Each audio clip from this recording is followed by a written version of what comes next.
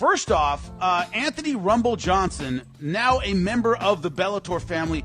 Take us into that thought process, how this all got done. What was that like, man? Tell us about it. Well, I'll tell you, it was something that happened, within a very short amount of time. We got a call and said that he would be free and or available if we wanted to talk about having him on the roster. And I just talked to my guys real quick, and we said we're very interested because we have such a great light heavyweight division. We thought he'd be a great addition. Be a lot of great fights in there for him, and we signed him. But this all happened within the last 48 hours.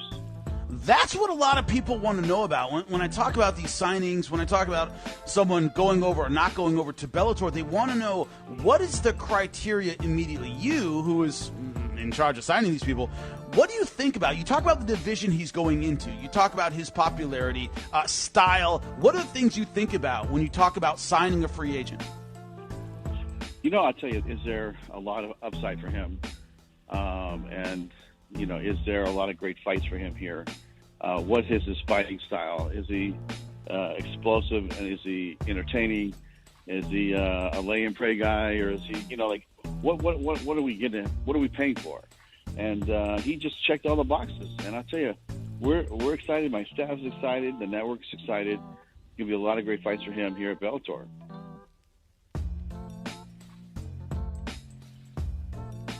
On the percentage scale from 0 to 100, what are the chances that Jake Paul ever fights Conor McGregor? 0. 0? Yeah. Never happened. Listen, man, I get it. These kids, listen, both these kids, him and his brother, have done a good job of injecting themselves into the fight world. I am a huge Boston Celtics fan, okay? I love Nate Robinson. Nate's awesome, okay? Right. Have you ever seen basketball fights? Have you ever seen when fights break out in the basketball court? Yep. Yeah. Some of the shittiest fights you'll ever see in your life, okay? 35 pounds smaller or whatever the hell he was, Nate Robinson, and trying to take on Conor McGregor are two different things. It's like his brother. I said earlier this week, his brother lost to the video game kid from England. Right. Now you're gonna fight Floyd Mayweather. That gets you a fight with Floyd Mayweather. That's pretty crazy. But I get it. There's a lot of money in it. There's a market for those kind of fights. It's not what I do. As a businessman, though, you gotta give it up to Floyd, right? This seems like easy money for him. Yeah. Listen, Floyd's at a point in his career, and I said the other day about Floyd fought everybody that he was supposed to. Floyd's in this position right now where he can do things like this because he fought everybody. This kid came up through the Olympics, went pro, fought everybody that he was supposed to fight, fought everybody, that he needed to fight to get to where he is now. So when I see these guys, I love Mike Tyson. Mike Tyson is, you go to my house, there's pictures of Mike Tyson in my house. You go to my office, there's pictures of Mike Tyson in my office. You go to my gym, there's pictures of Mike Tyson in my gym. Mike Tyson has given so much to the sport. He's such an inspiration to so many people. Everybody loves him. Mike goes out and wants to fight in his 50s. I bought it. Everybody's going to buy it. Everybody wants to see Tyson do well. Everybody loves and wants to support Tyson. There's a market for these kind of fights. It's not what I do. Right. There will be a day when Conor McGregor could do these type of fights and make a bunch of money. Conor McGregor is one of the best on the fucking planet. He's one of the greatest fighters on earth right now. And he's got He shouldn't be fighting kids that have fucking YouTube videos. Okay. And then Conor's got to fight next month, I believe, against Dustin Poirier. Correct. Correct. If you go on his Instagram and check him out in training, he looks great. Poirier has wanted this fight for a long time. He's wanted redemption. It's going to be on Fight Island in Abu Dhabi. I'm still working on all the details.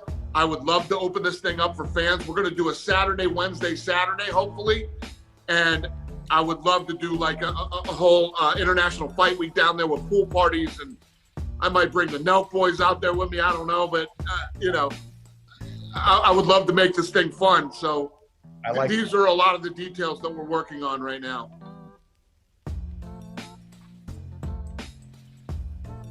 First of all, why was this such an emotional week for you?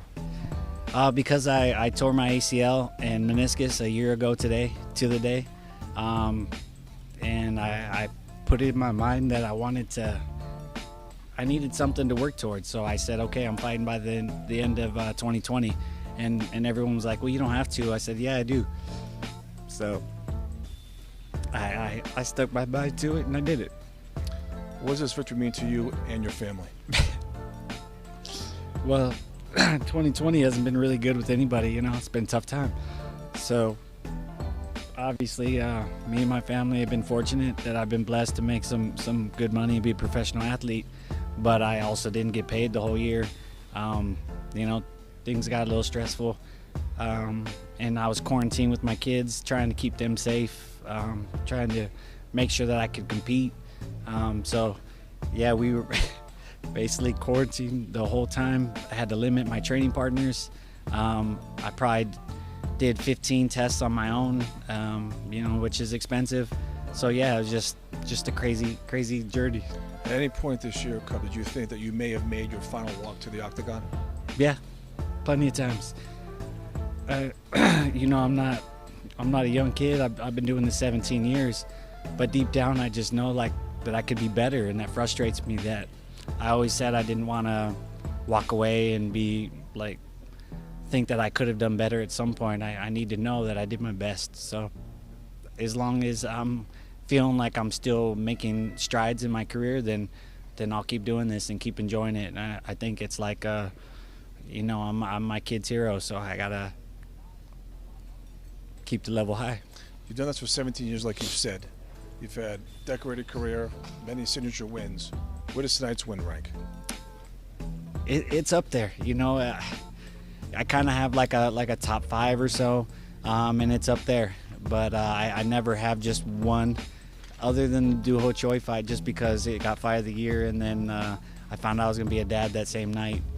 But every fight is a different journey, and this one was deep. What's your message, Cub, to the rest of the featherweight division? Man, enjoy it. I'm not trying to call anyone out. I'm just looking for fun, exciting fights. But all the up-and-comers, man, do your best and save your money and be a professional. Final question. Do you have another opponent in mind as we turn to 2021? No, but I told Sean that I'm open for 55, 45. I even said 35 because I was starting to lose a lot of weight while I was out.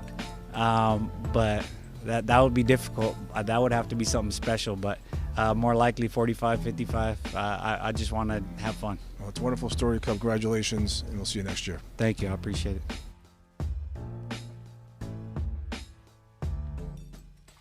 Is there something that you're looking to prove during this fight, aside from just winning? Obviously, is there something that you would like the fans and the followers of yourself to kind of realize or see when this fight is over? Do you have some kind of special goal in mind? Well, this fight's pretty big, so I go in there, I beat this guy, and I just let everybody know that I'm knocking the door for a title shot at some point. So yeah. So that's my thing, I get to sport for one reason, and that reason is be the best, and only the one that hold the belt is the best, Number one. What do you think about those guys at the top, Peter Yan and Sterling and them? How far do you think, if you were to beat someone like Aldo and have a great performance, how far do you think you are away from those guys? I'm right there. You beat number 7, you become part of the mix, and then yep. You're 1 fight, 2 fights away to fight for the title. If it's not immediately, somebody get COVID, somebody get hurt. Other guys are booked. It can happen. Things can switch like that. So you gotta be always sharp and thinking tomorrow is the day you have to fight. And if they call you with the opportunity, you better be prepared, because if you're not, what's the point to do it? So that's why I'm training all year around. I'm always looking, if I'm healthy, if I'm not any major injuries, I'm always working and staying in shape and doing my thing. But I think I'm right there. Those guys are tough, but I'm tough too.